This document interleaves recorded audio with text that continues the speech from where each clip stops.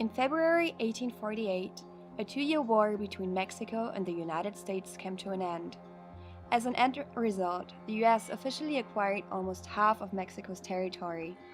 It was a dirty war with an appalling number of deaths on both sides, immensely high costs and sufferings on both sides that exceed today's imagination. It is considered to be the most unjust war ever waged by a stronger nation against a weaker nation. This short movie clarifies the question of how America justified their actions during Manifest Destiny.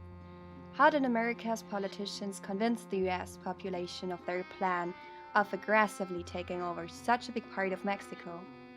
This movie is going to help students to understand how Americans came to believe that they had the right to conquer.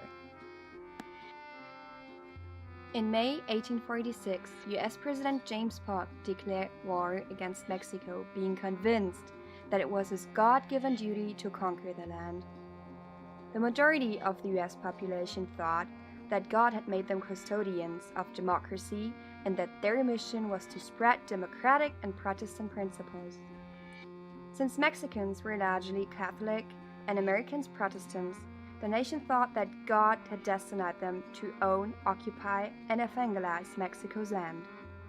Thus, one argument which was used to justify the annexation was arguing that it was a mission in the name of God. Americans' belief of having the task to spread Christian beliefs went along with the idea of having the task to spread democratic principles. Americans were convinced of being the only country with an efficient functional system, and that their way of reign was the only right way. Only the American Constitution would provide the right base for a stable and productive system. This idea went alongside with the belief that the US would be able to use Mexico's resources more efficiently than Mexico's government was able to do. American leaders were convinced that under the American system, the former Mexican land would flourish and develop. Mexicans, they thought, did not know how to take advantage of their land, did not appreciate it, and were not able to use its full potential. Only Americans could fully scoop the land's potential, would appreciate the land accordingly, and could increase its economic productivity. America, Americans believed, represented the wave of the future and hope. Thus, another way of rationalizing this aggressive war was by arguing to bring process and enlightenment to Mexico's land. The idea of Mexicans being unable to economize and work in a productive manner is based on the racist belief that Mexicans were inferior beings.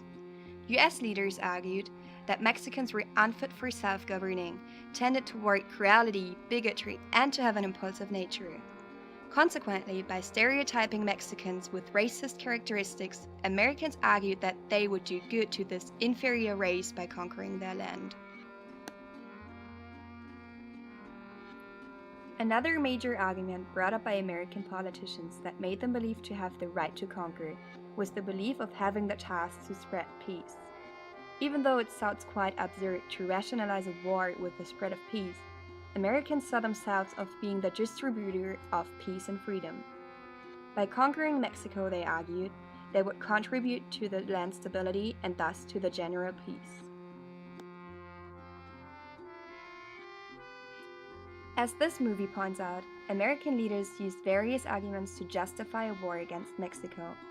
The central arguments were, firstly, the spread of democratic and Protestant principles. Secondly, contributing to the overall stability and peace. Thirdly, developing the land and bringing progress. And lastly, doing good to the inferior, wild, incapable Mexican race by taking them over. Being truly convinced to have the right to conquer, the war was seen as a promise of national glory and as a glorious winning political issue. It was seen as an overall positive act based on honorable motives, not as an act of violently grabbing Mexico's land.